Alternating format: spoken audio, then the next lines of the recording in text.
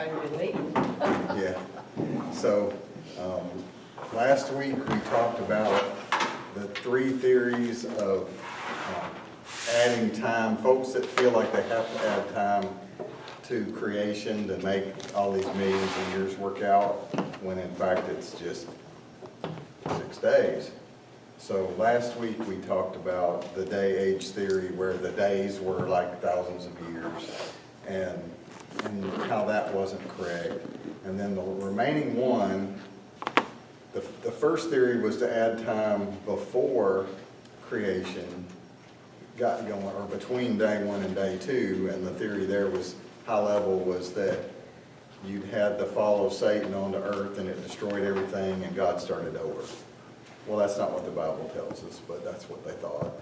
And then the second one was making each of the creation days long periods of time, and that's not consistent with the language, or even wouldn't work for plants and things. But then you've got time after creation week, because this is the last space you could add of millions of years, but this doesn't work either.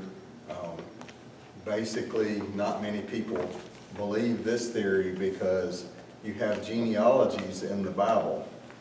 And if you look at the genealogies, we know from Jesus' death, we'll start at the most recent, Jesus to here, we're in 2022. And so, okay, from when Jesus was born, let's say it's 2,050 years, plus or minus a little bit. So you've got that period of time, we know, our calendar's based on it. Then there's the period of time from Abraham to Jesus. Okay, so if we look at that period of Jesus to Abraham, there's lots of history books from that period. And those history books will tell you that's about 2,000 years again, in round numbers, around 2,000. And so you can, just look to history to see that number. So the hard part, though, is but from Abraham back to Adam. Okay? And there's not history books for that period. And one of the reasons may be is that during that period you had the Great Flood, and that destroyed history books. But you don't have history books for that first period. So people want to talk about that. Well, you can look in the book of Luke. There's documentation that there were 20 generations between Abraham and Adam. And we know that there were 55 generations between Jesus and Abraham, and that took about 2,000 years. But there were about 20 generations from Adam to Abraham, but they lived a lot longer back then. And the ages of folks, how long they lived, are listed there in the Bible. Methuselah lived, I forget, 900 something years. 69. Yeah, it's, so it was longer time, but again, the people that have done the math on this say it's right around 2,000 years, 20 generations. And in round numbers, not, they don't know to the exact amount. And then, of course, some people are going, well, there could be huge gaps. It lists 20 generations, but what if there were gaps? And part of the answer to that there is on your page. Jude 14 tells us it was also about these that Enoch, the seventh from Adam, prophesied, saying, behold, the Lord comes with 10,000s of his holy ones. So you've got Enoch listed as seventh from Adam, and if you look at the genealogies, Enoch is seventh from Adam. So that takes, of those 20 generations, first of all, that checks off that 7 of them are correct. Adds further evidence that the others are probably correct, which you would expect. But now if you say, well, but there could still be gaps. Now there's only 13 generations to have gaps, and you got to pick up 3.5 million years, and we go, that's not going to work out. That's just not how this is. So one looks at this and that you can conclude that the Bible tells us from creation to now is somewhere in the 6,000 to 7,000 year range, and that's what it's going to be. Sort of getting out of this section of the book, you do have the evolutionists that tell us that, you know, if you don't believe in what they say, you're just not doing the right thing. Richard Dawkins wrote, "It is absolutely safe to say that if you meet somebody who claims to not believe in evolution, that person is ignorant, stupid, or insane, or wicked, but I'd rather not consider that." And it's like, so if you don't believe what I tell you, you're, you know, stupid, insane, ignorant, wicked, and whoever, I'm sure you thought of other mean things to say. And then, of course, they'll point out that the vast majority of biologists, astronomers, and scientists believe in evolution. But again, truth is not determined by the popular opinion or the majority opinion.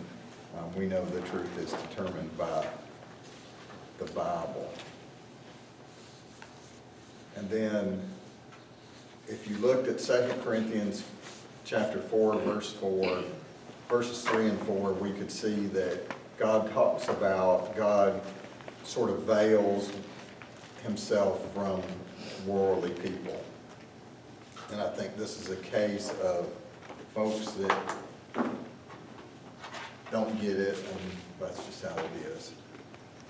So any comments on the end? That's kind of the end of the stuff coming out of this book by Bert Thompson and Brad Harrop, Investigating Christian Evidences.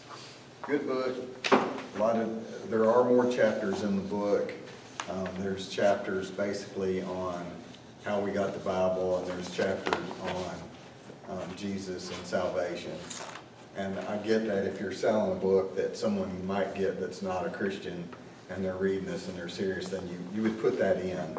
It doesn't really apply directly to this topic, but it would be good to have in a book that someone might acquire that's not a Christian. So we want to look and finish up.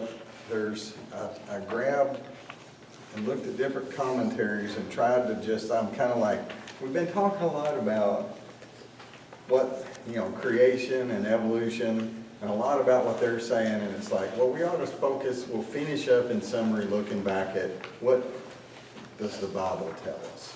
So that's kind of where I wanted to finish. Well, I read this morning, it was talking about the definition of some word, and it said, and it was out of Genesis, and it said, the Christian Bible says this, and I'm like, well, Genesis would be Hebrew, the Jewish Bible, but okay, it's all the Bible. So the next handout, page 33, we do know that we can see creation happen because of the created world that God provided for us to see.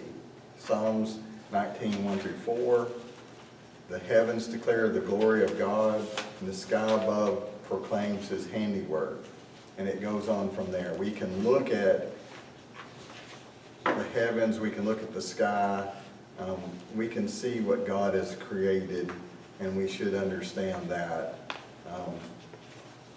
from what we see. Romans 1:20, for his invisible attributes, namely his eternal power and divine nature, have been clearly perceived ever since the creation of the world, and the things that have been made so that they are without excuse. So folks don't have an excuse to not see, when they look at all this out here, plants and flowers and trees and birds, there's really no excuse to say that God wasn't a great God. So you see listed there the doctrines that come out of Genesis: sin, the fall, redemption, justification, the promise of Jesus. You can even find you have those prophecies all through the Old Testament, but you can see that promise there in Genesis. You can get a feel for God's personality and what God desires and the kingdom of God. And then we see the origin of the universe, order and complexity, the solar system, atmosphere, the hydrosphere, water and land separated. We see the origin of life and man and marriage and good and evil and language, government, culture, nations, and religion. So many things all start in Genesis. So we're going to look at this, and you'll see the scripture is here on the handout, or it's from ESV, and then some commentary on it. And I plagiarized most of this commentary. Okay, so this isn't all just what I'm thinking. I looked around and hunted up and tried to gather what I thought was the better points out of the different ones. So Genesis 1:1, in the beginning God created the heavens and the earth. So here it talks about God, and the word there is Elohim, and that is grammatically, that's a plural word, and we know that the Trinity, the Father, the Son, the Holy Ghost, and that even here at the first handful of words of the Bible, we see it's plural, and it points to that Trinity. And there'll be more detail on that as we go along. And it tells us that He created, and the word there for created is B-A-R-A, bara, and that's very specific in that it means that something was created out of nothing. So God didn't create the world out of Himself. He created it out of nothing. And God is separate from His creation. And anywhere through here, if you've got a comment, want to add to it, jump in. So Genesis 1:2, the next page. The earth was without form and void, and darkness was over the face of the deep, and the Spirit of God was hovering over the face of the waters. So we see here the without form and void. The earth was not organized at all. It wasn't formed. It was just a blob. It wasn't organized in any way. And then it talks about that God was hovering. And in Deuteronomy 32:11, I think it is, that might not be right. No, 31. Okay, 32:11 is supposed to use that same word, like an eagle that stirs up its nest, that flutters over its young, spreading out its wings, catching them, bearing them on its pinions. So the same word, ESV doesn't use hovering, but it's that same thing of that it's like God is there, He's moving around, and it's similar to what you might imagine an eagle flying over its nest trying to get its young to fly. Okay, verses 3-5. And God said, "Let there be light," and there was light. And God saw that the light was good, and God separated the light from the darkness.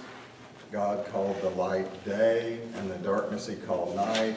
And there was an evening, and there was a morning the first day. So this is the first step in getting things organized. You create light. And it's also, if you think about it, God provides the light to us. Jesus is our light. And we get the light of the gospel. So this is the beginning of you need light for things to be good. God set it into existence. He didn't, snap His fingers or do some other thing. He could just say it and it happens. It was instantaneous. It wasn't like He said, "Let there be light," and then it takes a while. It's right there. And then it's the definition, we talked about this a week or so back, about, so the evening and the morning were the first day. So it defines what a day is here. This is The most simple meaning of the text. So when we think of days, the Hebrew word here is yom, Y-O-M, and it means a day, a single day. They have a Hebrew word for multiple days, and that's not what's used here. So again, we can't take this and try to say it's a long period. Okay, verses 6 through 8. And God said, "Let there be an expanse in the midst of the waters, and let it separate the waters from the waters." And God made the expanse and separated the waters that were under the expanse from the waters that were above the expanse, and it was so.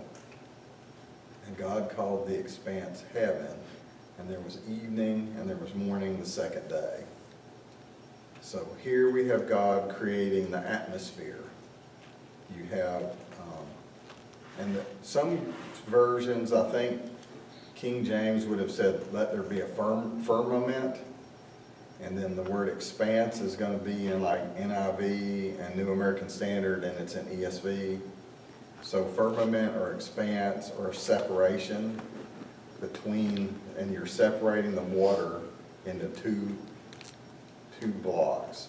One is up above the air, one is in the heavens, so to speak, in the sky, and then one is on the ground, or when it covers the earth. And there's this separation between. This is sort of vague, you're kind of like, well, okay, you added an atmosphere is the way I look at it.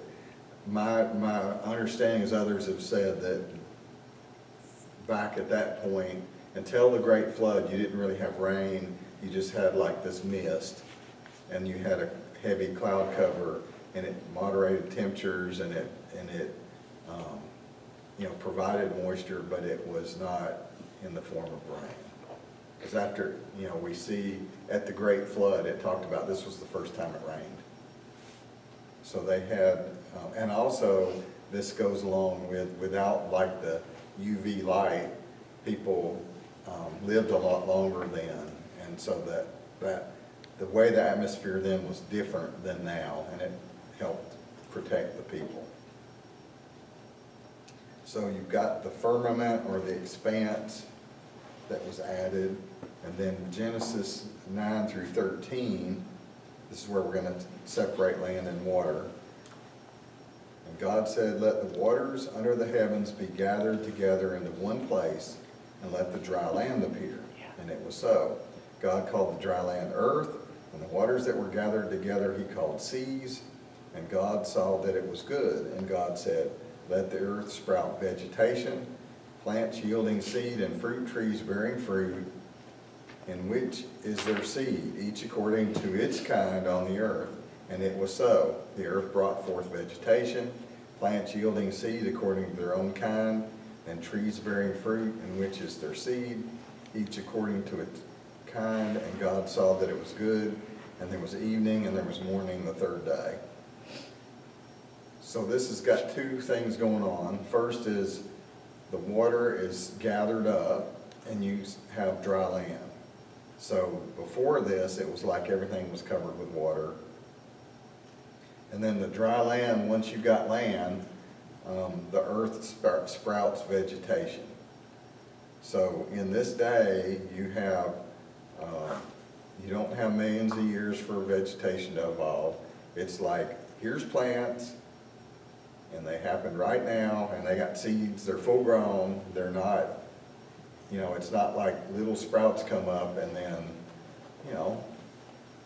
next fall summer gets here and now they've got fruit. It says they had fruit and it was so. Now, it also, not only were they matured or had the appearance of age, it leads us to this phrase that I think is like 10 times in here, according to its kind. And basically, God allows variations within a kind. You can see, and we've talked about this a lot, little changes, microevolution. I watched a video the other day about some little like a salamander, and it was in the desert, and it was white. In other parts of the country, they're a different color. It looks just like the others except it's white. But God doesn't allow something to change from one or develop into a different kind. And then we see also that God says that this was good.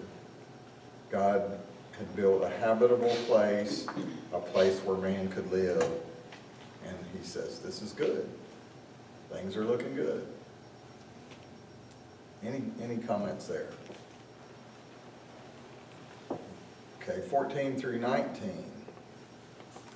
And God said, let there be lights in the expanse of the heavens to separate the day from the night. Let them be for signs and for seasons and for days and years.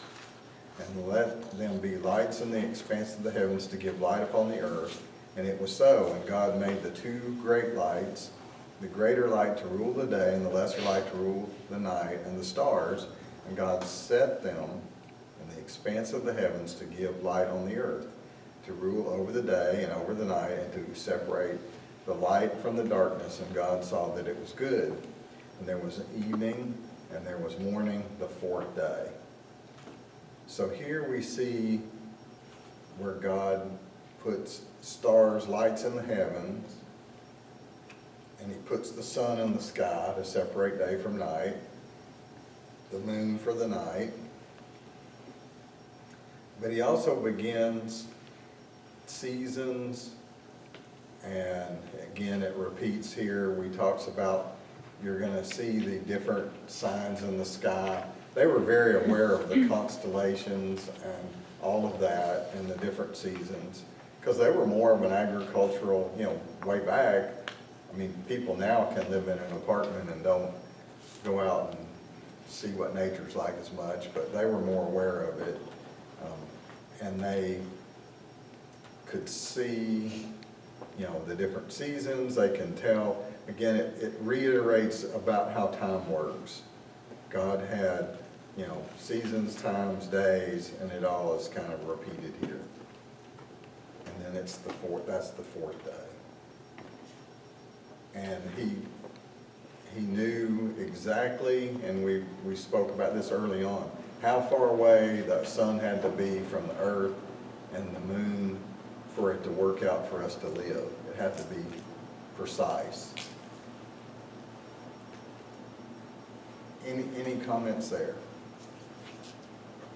Okay, we'll move on. 20 through 23, and I've tried to just group these by days. And God said, let the waters swarm with swarms of living creatures, and let birds fly above the earth across the expanse of the heavens. So God created the great sea creatures, and every living creature that moves with which the waters swarm according to their kinds, and every winged bird according to its kind. And God saw that it was good, and God blessed them, saying, be fruitful and multiply and fill the waters and the seas, and let birds multiply on the earth. And there was evening and there was morning the fifth day. So now we see creatures. We've moved from plants to animals, and he created sea creatures, fish, in one day, and he's created the birds. There's a great diversity of animals in the sea, and there's a great, it's not just one kind of fish. There's hundreds of kind of fish, and there's mammals in the sea to other animals, octopus and squid and all kind of different animals. There's diversity of those, but there's also similarities in structures between different kinds of birds and animals. And again, that can point us to a common designer. The evolutionists would try to claim it points you to things evolving from one common life, but common designer. And I thought it was interesting here that God blessed the fish. Be fruitful and multiply. Fill the waters of the sea. Okay, so now we get down to verses 24 and 25. And we're going to have the And God said, let the earth bring forth living creatures according to their kinds, livestock and creeping things, and beasts of the earth according to their kinds. And it was so. And God made the beasts of the earth according to their kinds, and the livestock according to their kinds, and everything that creeps on the ground according to its kind. And God saw that it was good. So you had the birds and animals, and now you have beasts on the earth. And we know that there's, animals that we have now, ones that have become extinct. And we can see this huge diversity of animals.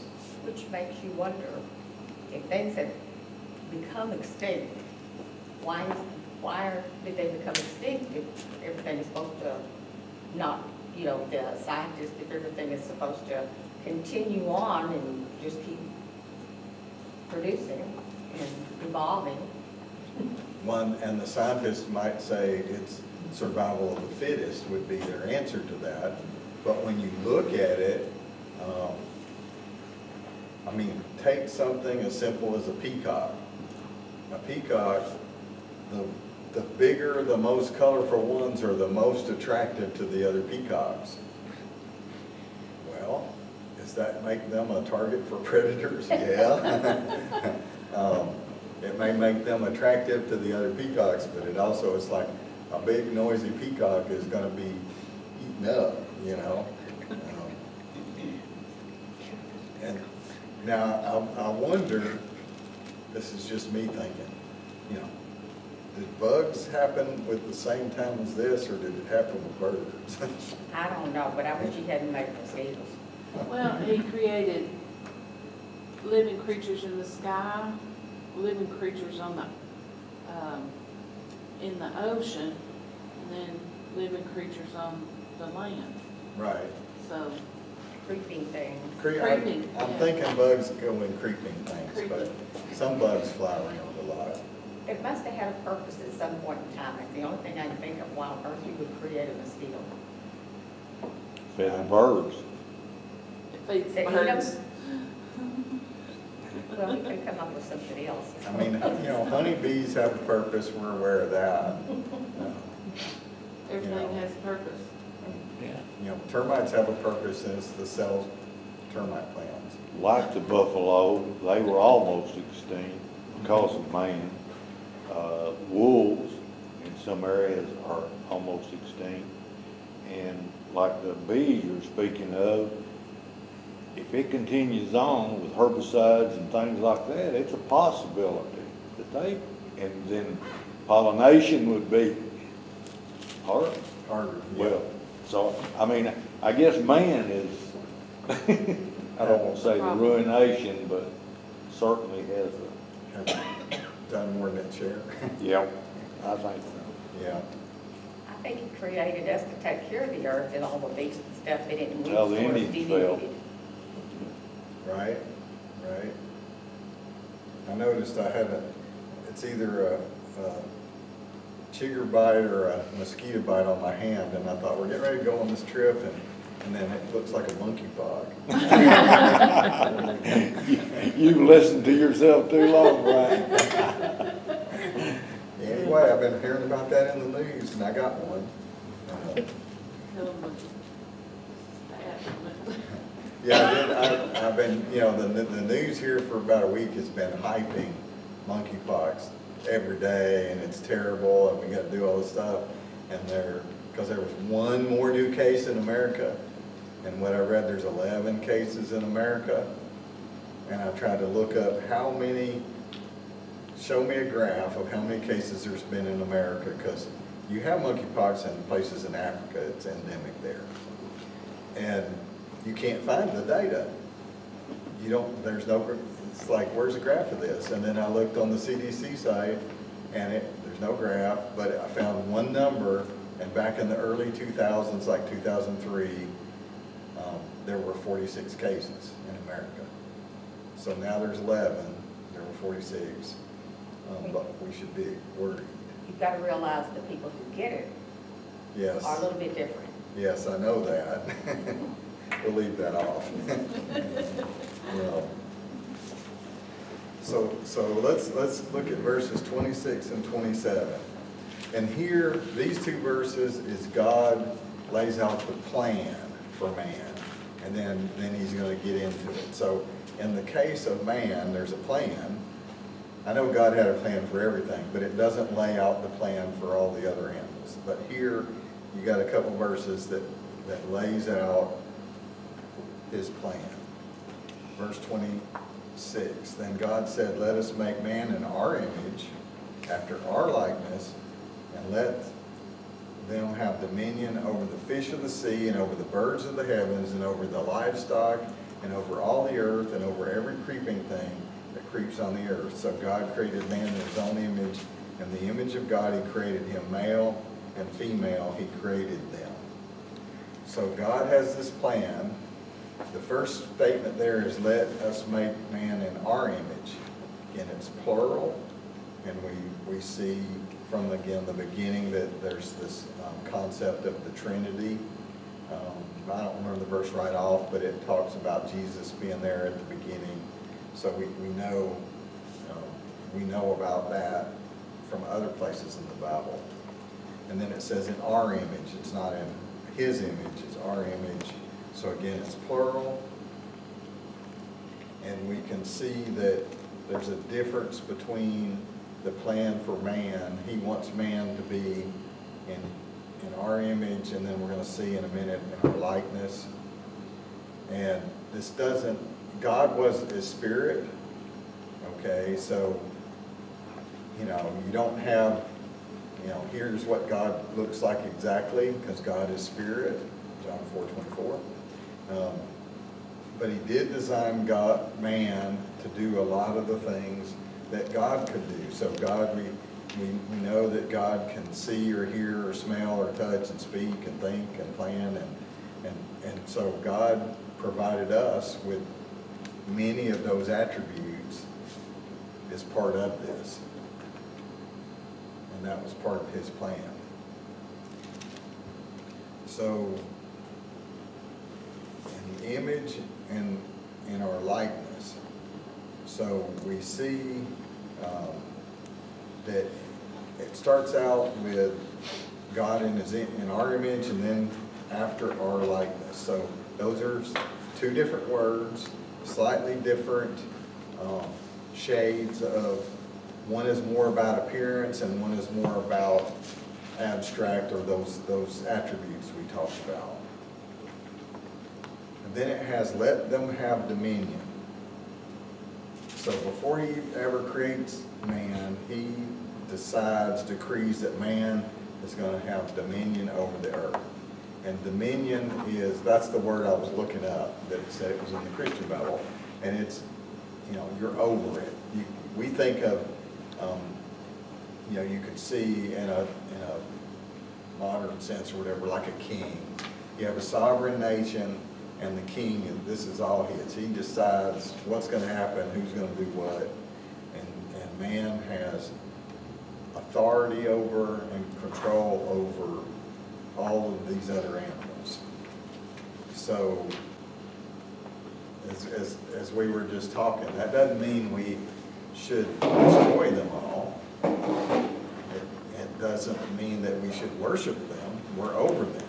It means, though, that we should be, we should do our best to make it work out and be a good steward, I guess would be how I put it.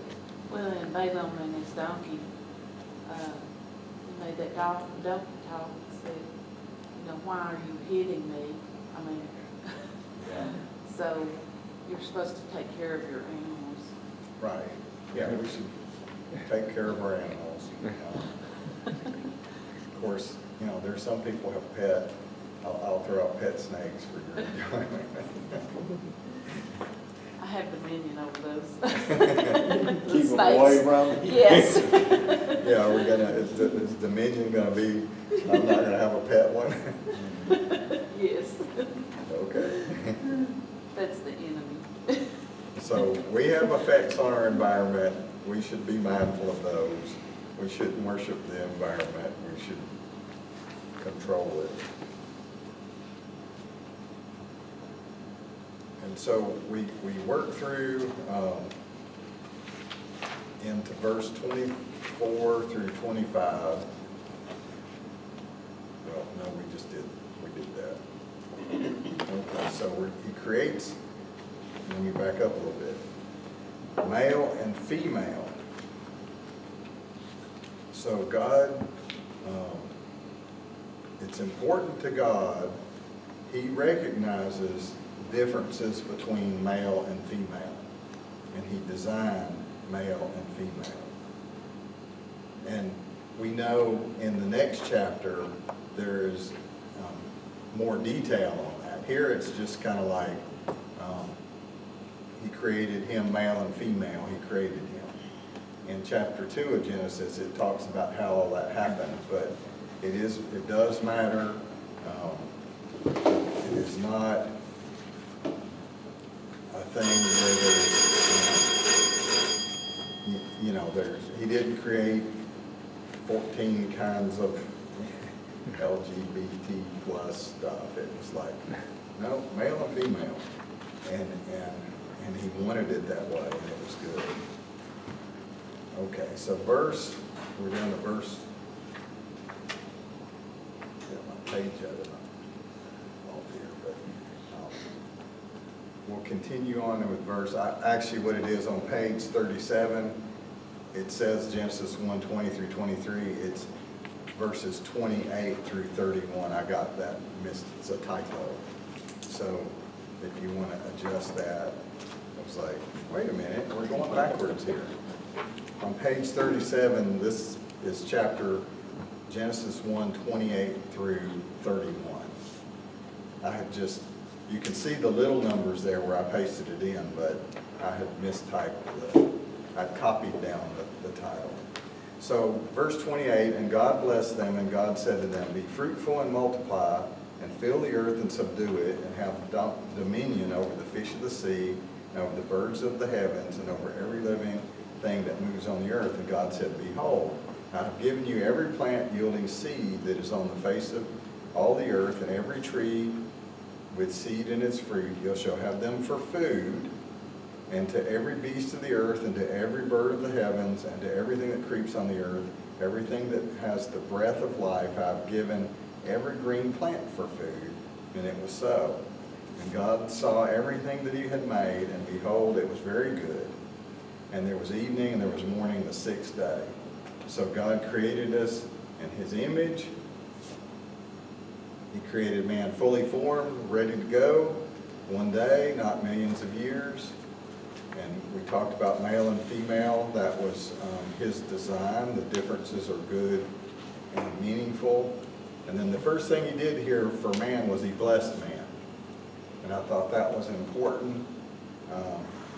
Without the goodness of God's blessing, we probably wouldn't be where we are. God has truly blessed us. Tells man to be fruitful and to multiply, fill the earth, subdue it, have dominion over it. So he wants us to control it.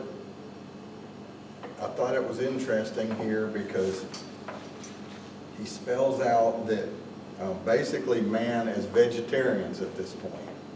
I'm going to throw in a bit of trivia. Mm-hmm. After Noah is when they were given permission to eat meat. Right. Yeah, Genesis 9:3 is where you see every moving thing that lives shall be food for you. And as I give you green plants, I give you everything. So that's after the flood subsided, Genesis 8, and God's covenant with Noah is in chapter 9. And that's, but at the beginning, man ate greenery and so did all the animals. So it was different for a while until after the flood. And then it opened up. Everything was destroyed with the flood, Right. so There you wasn't, had animals to eat. right. You didn't have a Chick-fil-A store before the flood. Well, you had trees coming up because of the olive leaf. Right. But we, Probably not. mankind was created at first as vegetarians, He was a And- farmer. yeah. And then God saw everything and he said it was very good. So we see here, the creation account in Genesis. Again, there is more detail. God rested on the seventh day, we know that. And then in the chapter 2, the detail of creating man and woman right there. So this gets us to the end of this quarter. I appreciate everyone that was in here and participated and all the comments, and I think that the goal was to give us an understanding and an ability to answer to some of this. I hope that helped out. Thank you for all your work. Yep, I enjoyed